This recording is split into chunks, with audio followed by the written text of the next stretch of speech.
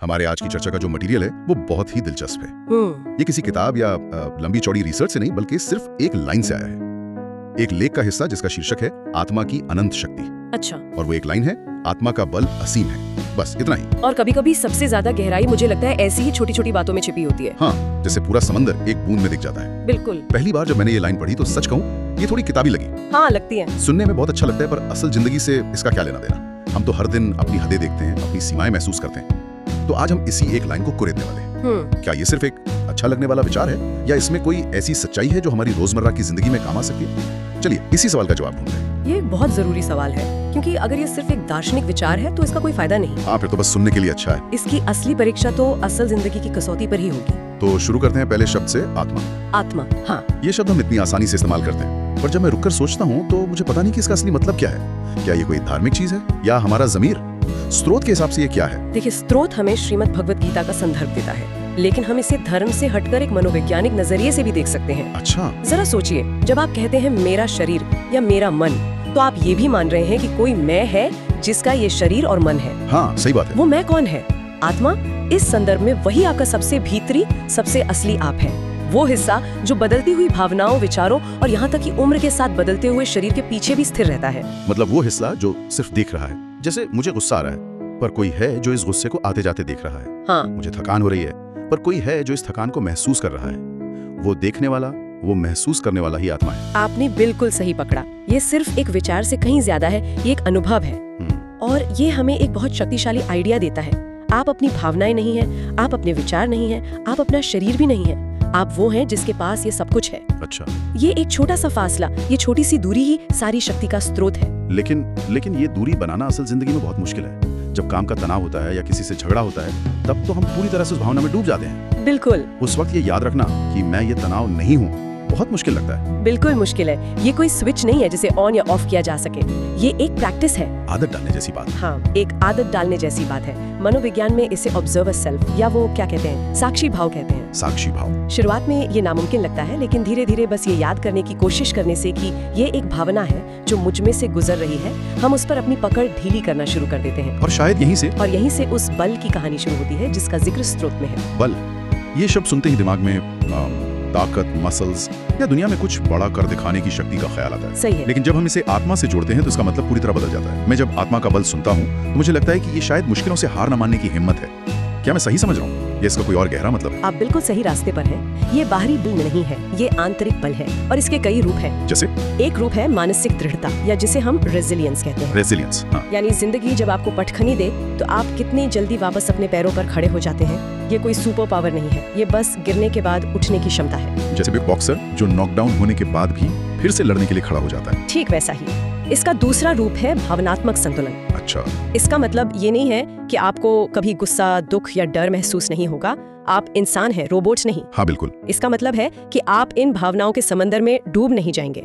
आप एक मजबूत जहाज की तरह हैं जो लहरों पर ऊपर नीचे तो होता है लेकिन डूबता नहीं। आप अपनी दिशा तय करना जानते हैं। मुझे एक उदाहरण याद आ रहा है। मान लीजिए ऑफिस में आपके काम की बेवजह आलोचना होती है। एक पल को बहुत गुस्सा और निराशा होती है। बाहरी बल शायद यह होगा कि आप पलट कर जवाब दें या झगड़ा करें। तो यहाँ आंतरिक बल क्या होगा? बहुत अच्छा सवाल है।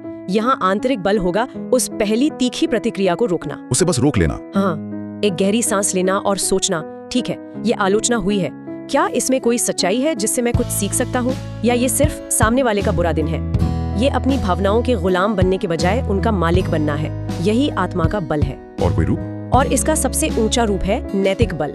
ये जानने की ताकत कि सही क्या है और फिर उस पर टिके रहने का साहस, भले ही पूरी दुनिया आपके खिलाफ क्यों ना हो। तो ये बल दरअसल हर दिन के छोटे छोटे फैसलों में छिपा है। बिल्कुल। चीखने के बजाय शांत रहने के फैसले में, हार मानने के बजाय एक और कोशिश करने के फैसले में। बिल्कुल। ये कोई पहाड़ उठाने जैसी चीज नहीं है, ये हर दिन एक एक पत्थर अपनी जगह पर रखने जैसा है। और जब आप ऐसा करते हैं तो धीरे धीरे एक मजबूत किला बन जाता है। ठीक है, तो आत्मा हमारा वो असली मैं है जो सब कुछ देखता है। बल उस मैं की आंतरिक शक्ति है। लेकिन हाँ, अब आता है वो शब्द जो इस पूरी लाइन को या तो महान बना देता है या पूरी तरह से अविश्वसनीय, और वो शब्द है असीम। असीम, लिमिटलेस। लिमिटलेस, अनंत। सच कहूँ तो यहाँ आकर मुझे सबसे ज्यादा शक होता है। और आपका शक जायज है। हम एक ऐसी दुनिया में रहते हैं जहाँ हर चीज की एक सीमा है। हर चीज की। हमारे बैंक अकाउंट की सीमा है, हमारे समय की सीमा है, हमारी शारीरिक ऊर्जा की भी एक सीमा है। तो ये कहना कि हमारे अंदर कुछ असीम है, ये तो किसी साइंस फिक्शन फिल्म जैसा लगता है। हाँ बिल्कुल, मतलब अगर मेरे अंदर असीम बल है तो मैं सुबह 5 बजे उठने के लिए आलस क्यों करता हूँ? या कोई मुश्किल काम शुरू करने से पहले क्यों टालम टोल करता हूँ? ये असीम बल उस वक्त कहाँ होता है? ये इस पूरी चर्चा का सबसे दिलचस्प हिस्सा है। स्रोत ये नहीं कह रहा कि आपको कभी थकान या कमजोरी महसूस नहीं होगी। अच्छा, वो ये कह रहा है कि आपकी जो असली क्षमता है उसकी कोई सीमा नहीं है।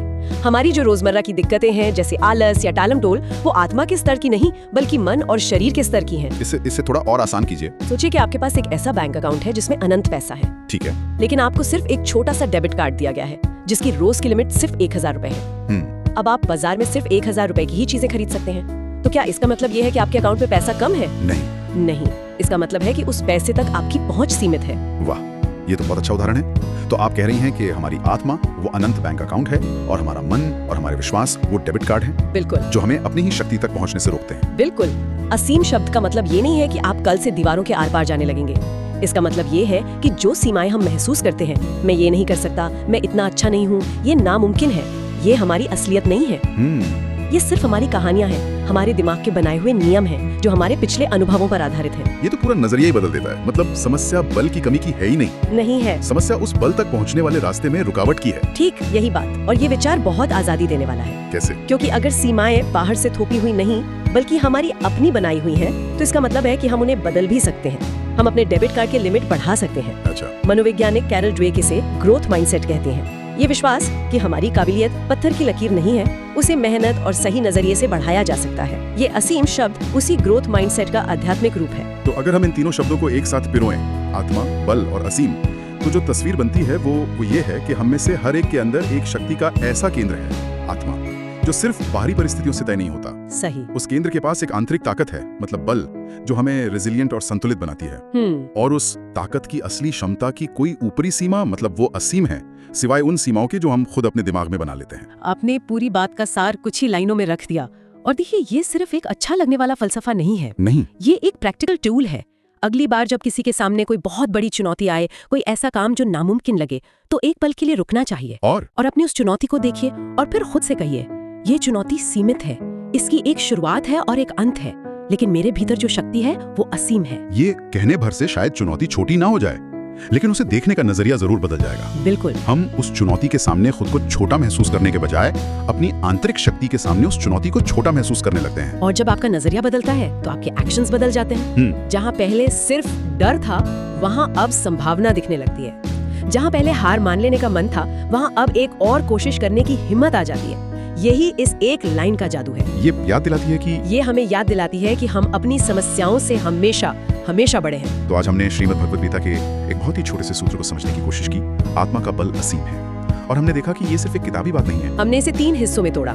आत्मा यानी हमारा असली अपरिवर्तनशील स्वरूप, बल यानी हमारी आंतरिक शक्ति जैसे मानसिक दृढ़ता और भावनात्मक संतुलन, और असीम ये क्रांतिकारी विचार कि हमारी क्षमता की कोई सीमा नहीं है, सिर्फ उनके जो हम खुद पर लगाते हैं। और कुल मिलाकर ये हमें अपनी पहचान को हमारी कमजोरियों से हटाकर हमारी अनंत संभावनाओं पर केंद्रित करने का एक तरीका देता है। बिल्कुल।